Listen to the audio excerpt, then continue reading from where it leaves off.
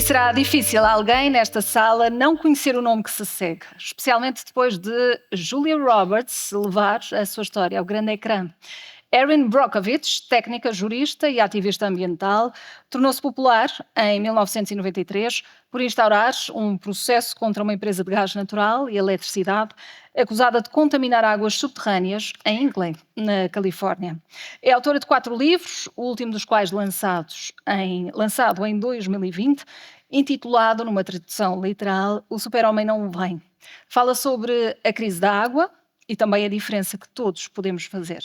É sobre isso mesmo que Erin nos irá falar hoje. Portanto, hello Erin, good morning, and thank you for being here with us today to talk about a topic that should concern all of us, no matter where we are from on the globe. We are gathered here in Lisbon with some experts on issues related to water challenges, people who analyze, think, and in some cases decide what should be done to ensure a future in water. But as you say in your latest book, we can all make a difference. So before we hear you, I would like to ask you, how can we start making a difference? Oh my gosh, good morning. It is such a pleasure and an honor for me to be here with all of you today and participate in your water summit. So thank you for having me. And that is a really big question right out the gate. How can we make that difference? Yes, Superman's not coming.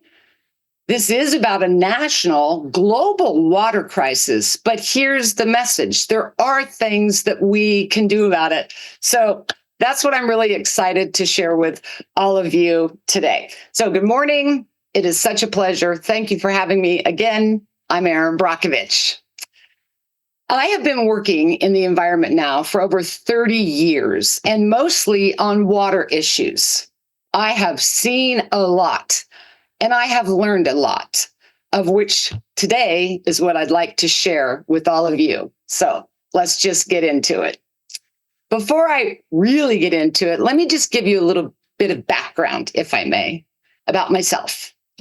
I grew up in the Midwest, Kansas to be exact. And as a young child, I was always fascinated with water, especially when I learned that there were no 2 bodies of water the same anywhere on the planet. That fascinated me.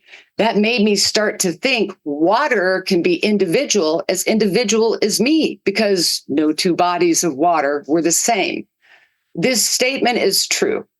While all of Earth's water is technically connected, like us, each body of water has unique characteristics, just like us. Temperature, salinity, depth, surrounding geography, making no 2 bodies of water exactly the same, even though they are similar at first glance. This reminded me of how similar I was to the water, and why wouldn't I be? After all, we are water, around 60%. While each of us has our own characteristics, so does the water. And I felt, and I still do, that it was my duty to protect the water, care for it, and defend for it, the safety of it, as if it were me, because it is. Water is our life-sustaining force, and to protect it is to protect ourselves. To understand it is to understand ourselves, and that is the beginning of how we can make a difference.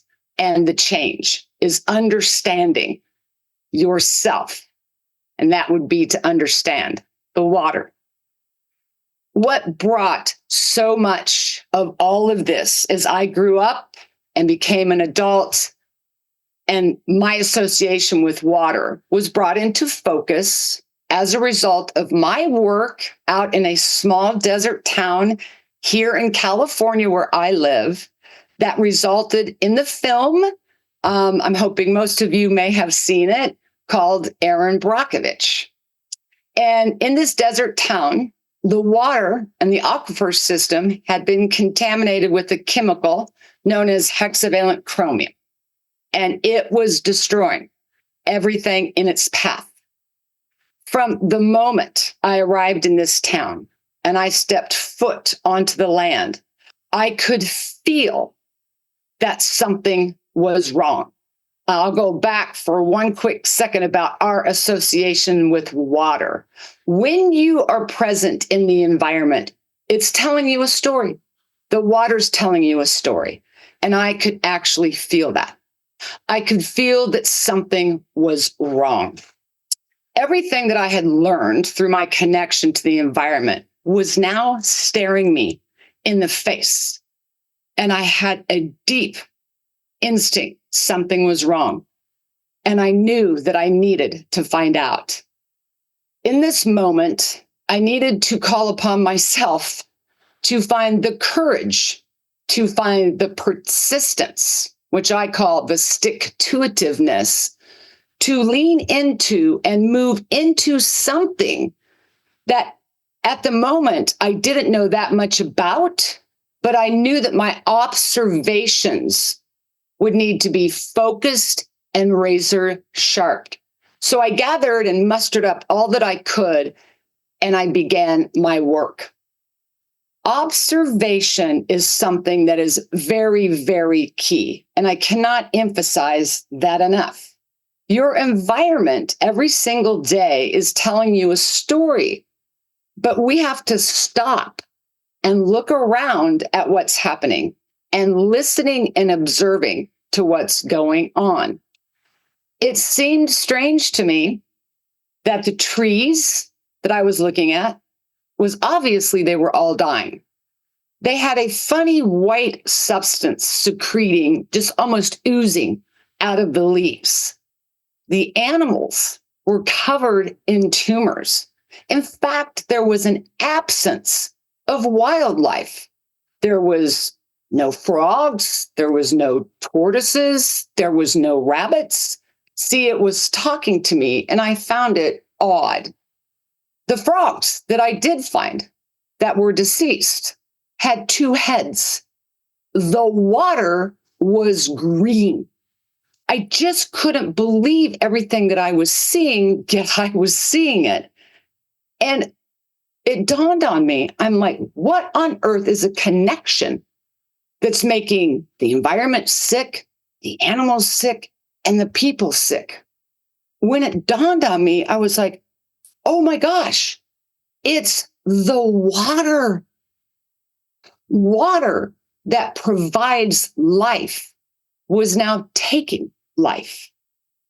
In this very moment, and I said it before, and you're going to hear me repeat it again, it was the power of my observation. It was using a set of common sense skills that I was absolutely going to need to navigate through the problem, to learn the science, and to put everything together. So when I began my work, I actually thought what happened in Hinckley was an isolated event, and I was wrong. I have quickly learned and seen over 30 years that this is something, our water issues is playing itself out in countless towns, cities, states, and countries. In fact, it is a world, it is a global issue that we all must face.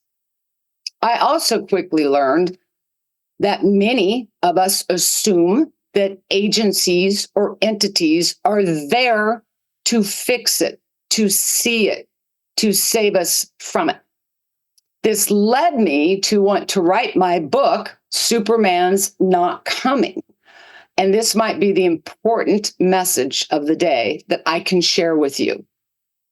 We cannot afford to be complacent or get too comfortable and believe that others will step in to fix all of our issues. And when you get into the environment and water problems, you're going to need to call upon that strong sense of yourself to begin to solve many of these issues. When we realize that we can do something, and when we realize that change has to start here with that courage, that persistence, that gumption, if you will, that you can take this on, then we can start solving, looking at, and changing many of the issues that we face. First, we need to identify where these issues are. And 99, if not 100% of the time, water issues, environmental issues start in a community. The community or an individual tries to report what is happening in their backyard, what they're seeing, yet no one seems to want to listen to what they have to say. And since I'm visual, I decided to create a portal. It's a website that I call Community Health Book. And Community Health Book is a self-reporting database. And there's really not many of those around where people can report to a location what's happening in the environment in their backyard. So I think of Community Health Book a little bit like the Waze map, where somebody over at 10th and 12th Avenue can report, hey, there's a water issue here. So I can begin to visually see where they're at. Okay, so this is my Community Health Book homepage. And this is a place where people can report issues to me. As I told you, I'm visual. I think many of us really are.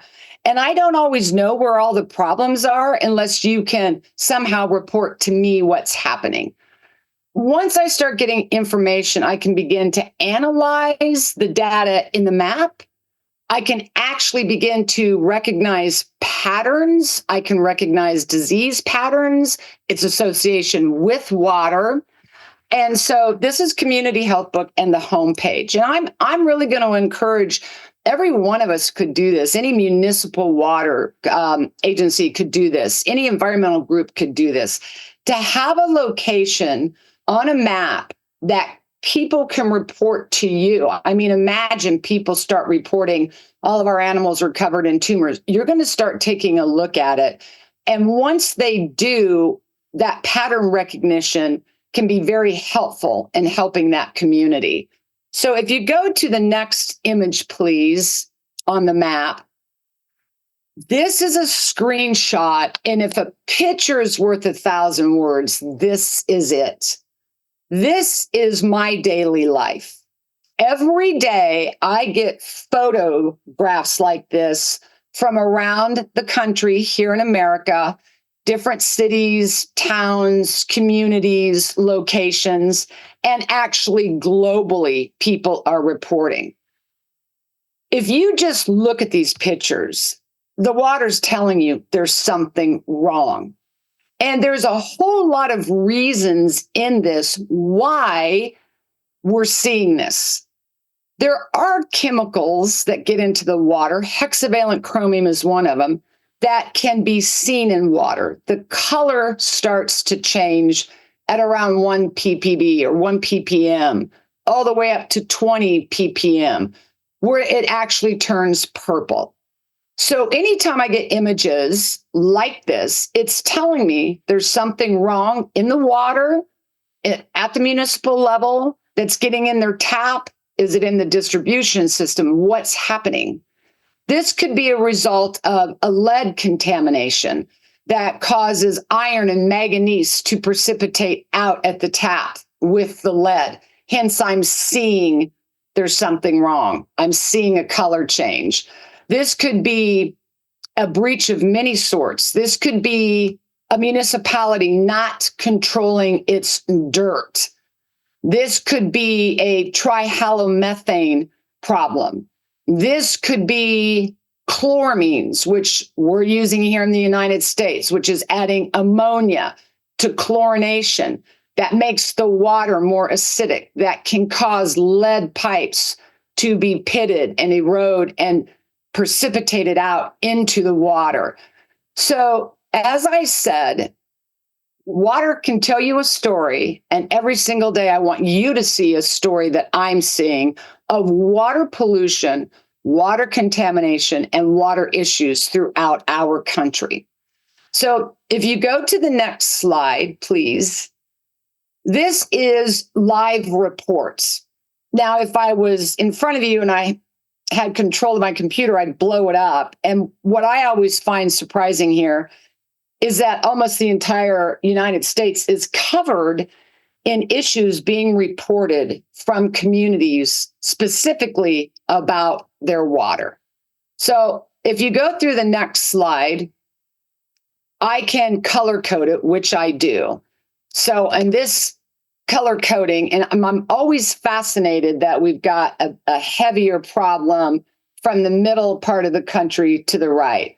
So I can do water issues. If you go to the next slide, I can do people reporting diseases or cancer issues.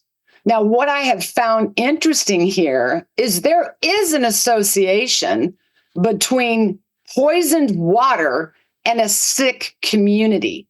So I will go back in and overlay people reporting health issues. And if I overlay it on the water map of reporting issues, I almost have an identical match. So I pay close attention to these issues and its association to public health and welfare. So if you go to the next slide, again, color coding, we have a lot of forever chemical problems here in the United States. Forever chemical problems is a problem throughout Europe, is a problem throughout the globe. And I find many high concentrations in and around military bases. So I monitor that and their public health. So if you go to the next slide, again, I can go by heat maps. So as I said to you earlier, here in the United States, from the middle to the eastern seaboard is a heavier concentration. So I can just get a different visual by using heat imaging. So there's another slide behind that. Again, heat images and changing how it looks. And then the next slide. And this is the most important thing that I've learned in creating Community Health Book. And we talked about, and we asked a question in the beginning, how do we change? Well, this is how we change at your level, at an individual level, and giving them a place to a report. This is the power of people rising up, standing up, reporting what's going on, and connecting with others. On this map in particular, you'll see over here to the right-hand side, a community called Otsego, Michigan. And they have quite a few pollutants in their water. We've seen hexavalent chromium. We've got a big PFAS issue there. But nobody was making a connection because nobody seemed to have any type of medical reporting from the people. So what they did was they started going door to door and collecting the information. They informed the community about what was happening. They were willing to share what was happening.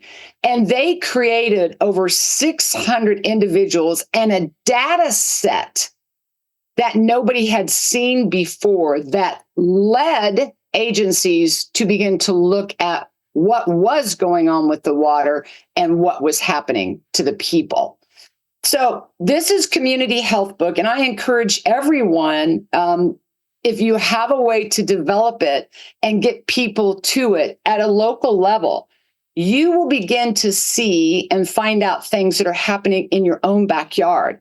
So while Superman's not coming or somebody magically from the top, we can make that change at the bottom, at the ground. And if every community did that, and then every city did that, and every state did that across the globe, from the ground up, we could begin to look at, manage, and find solutions to those local water problems. And if we all did that, we would affect great change. So that's Community Health Book. with all of this, and that's why I wanted to share with you Community Health Book, I keep an eye on what is going on around me. And this map and these water issues are showing me something that not everyone believes in, and that is that climate change is going to be water problems. Climate change is going to be water events. And it's not just coming, it's here. And we are all observing it. The flooding, the hurricanes, how it knocks municipalities off system. There's going to be more of these events, more floods, droughts, rising sea levels. These events are expected to become more severe and more frequent as the planet warms. And this is going to affect our water. It will affect our water quality. As we see more floods and more municipal systems going offline, we can expect migratory pathway changes due to no water or ability to grow food. We can expect to see more vector-borne diseases such as malaria, dengue fever, West Nile virus. Water carries contamination as well, and this will affect our public health and welfare. So time is of the essence, and we must all begin to make preparations. I can't emphasize this enough. We, and the time is here, need to be prepared. That's the one thing that has been missing because of constant arguments, disagreements about what this does or doesn't mean. It means water events. So knowing all of this, we must prepare and have what I like to call a PIRP, a plan, implementing a plan, being realistic, which we often are not, about the time frame it will be to have that implementation in place. And if we haven't started doing that, then we must start preparing. And a great deal of this will be about infrastructure. Infrastructure, infrastructure, infrastructure. Plan, implement, being realistic about that goal. And in the meantime, preparation is necessary. In the water world, we need to see where the people with the issues are. We need to look at our water systems and infrastructure. And if you have a problem, don't kick that down the line. We need to fix the infrastructures first. Safety, infrastructure on the upfront, first and foremost. We need to learn and understand what chemicals are in the water and their association to public health and welfare. Are our filtration systems cleaning out what we need? Will municipalities need new filtrations and infrastructures that way? All of this is important as we watch the floods that can take the systems out. We could be faced with no water at all. I know, I've experienced it for 30 years, how daunting and overwhelming this can be. But we have to see it. We have to prepare for it. Going back to Superman's not coming. And that doesn't scare me, because the more we know about ourselves, the more we rise, the difference we can make. There are solutions to these problems. We need to stop arguing about it and to start looking at it and listening and taking into what the environment is telling us.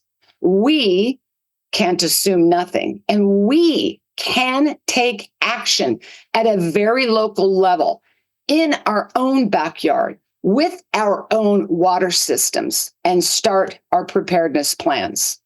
If there's anything that I've learned that I really want to impart upon all of you today, is this. When we show up, when we get involved, When we address the problems head on and not turn away from them and push it down the line, but begin to deal with it and see what is in front of us and roll our sleeves up, we can take on what seems to be a very daunting task. Learn and know that you cannot stop it, but we can be prepared to defend against it and protect our own environment that unfortunately has been assaulted in all of our quests to become an industrialized world. When we show up and protect our environment, which is to protect ourselves, we will make a difference. I encourage you today, if it's something you feel you can't, I want to tell you that you can. Step in to courage. Step in to being present with your powers of observation. What is going on around you? Listen to the communities and what they are telling you and their story that's happening in their own backyard. Start planning, implement, and realize while it's going to take time, when you have your plans in place, you can protect and defend against the assaults to our very source of life, and that is our water. If I know anything, it's been over these 30 years, and I'm still here, that when we do all of the above, and again, while we may not stop everything, we can affect the outcome. We can help divert that disaster.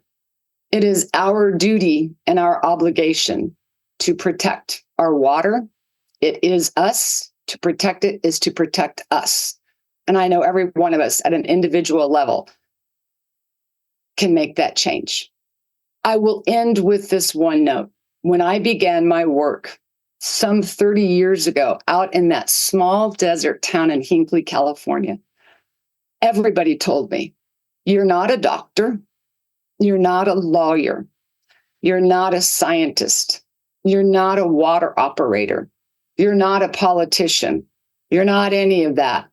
So why should we listen to you, and why are we even here talking to you? And I remembered, I don't have to be any of that to be a human and to tell you what I see and to say to you is wrong. And that I am going to stand here and do whatever I can to find out what's happening and to protect our land, our air, our water, and our people. Be a human first. Find out who you are, and there will be no challenge you cannot rise up to. So thank you very much for your time today. Thank you so much to Erin.